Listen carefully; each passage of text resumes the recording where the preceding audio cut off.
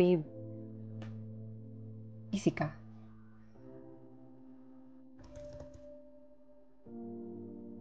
Office ba?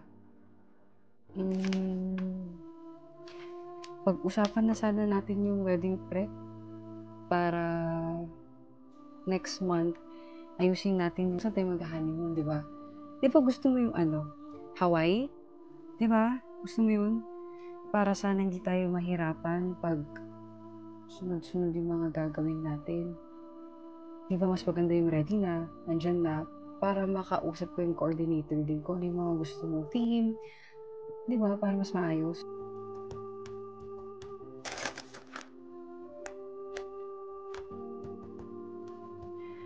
Tsaka, alam mo ba, nung lumabas kami nila, Thea, hmm, may maganda daw siyang alam na pwede natin gamitin na reception. So, may Tagaytay yun eh.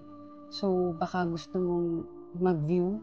Mag-viewing tayo dun para makita natin. Para, alam mo yun, ma-visualize natin yung mga mangyayari. Di ba? Ang saya. Tapos, tambay tayo sa SB after.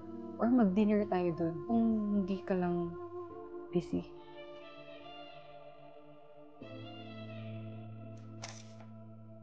Or kung gusto mo din, pwede tayo mag-overnight doon para mas ma-viewing natin na mas maganda. Diba? Tapos, iniisip ko nga kung hotel or Airbnb eh. Pero mas maganda ang Airbnb kasi mas makakamura tayo. Tapos pwede pa tayong magluto, ganyan-ganyan. Tapos, ano ba?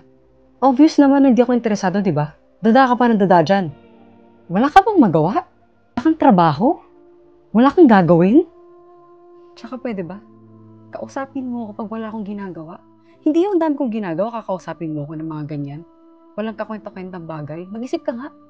Tingin mo ba kung di ko to gagawin, di ko to tatapusin, may pambayad tayo sa kasal na gusto mo? Diba? Mag-isip ka. Doon ka.